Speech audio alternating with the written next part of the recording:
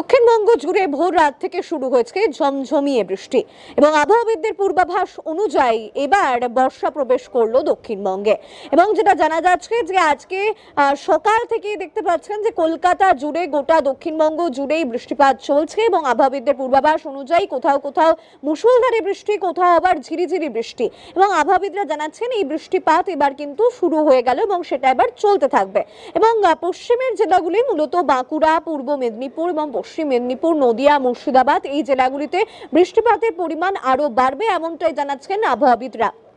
এবং যেটা জানা গিয়েছে অন্যদিকে হাওড়া, হুগলিতেও কিন্তু বৃষ্টিপাতের পরিমাণ একইভাবে বৃদ্ধি পাবে এমনটাই জানাচ্ছেন। এবং আজকে সকাল থেকে যেটা দেখা যাচ্ছে যে আবহাওয়াবিদদের পূর্বাভাস অনুযায়ী আজকে সকাল থেকেই বৃষ্টিপাত শুরু হয়ে গেছে এবং এই বৃষ্টি আজকে সারা দিন ধরেই চলবে দক্ষিণবঙ্গে এমনটাই পূর্বাভাস। অন্যদিকে উত্তরবঙ্গেও কিন্তু আজকে বৃষ্টিপাত চলছে আবহাওয়াবিদদের পূর্বাভাস অনুযায়ী। উত্তরবঙ্গে আজকে বিক্ষিপ্তভাবে বৃষ্টিপাতের সম্ভাবনা এবং একের সঙ্গে দার্জিলিং, কোচবিহার, আলিপুরদুয়ার, এই কালিম্পং এই জেলাগুলিতে বৃষ্টিপাতের পূর্বাভাস রয়েছে এমনটাই কথা জানাচ্ছেন আবহাওয়াবিদরা। তবে দক্ষিণবঙ্গ জুড়ে এই বৃষ্টিপাত চললেও অস্বস্তিকর গরম কিন্তু বজায় থাকবে। আবহাওয়াবিদদের পূর্বাভাস অনুযায়ী আর্দ্রতাজনিত যে গরম, সেই গরম কিন্তু জারি থাকবে। কোনো মতেই নাগারে বৃষ্টির ফলেও কোনো মতেই কিন্তু এই অস্বস্তিকর গরম থেকে রেহাই পাবেন না দক্ষিণবঙ্গবাসী। এবং আজকে সর্বোচ্চ তাপমাত্রা 34 ডিগ্রি সেলসিয়াস এবং সর্বনিম্ন তাপমাত্রা 27 ডিগ্রি সেলসিয়াস, যা স্বাভাবিকের থেকে 2 ডিগ্রি বেশি।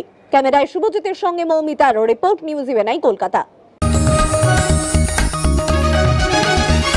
आप देख रहे हैं न्यूज UNI।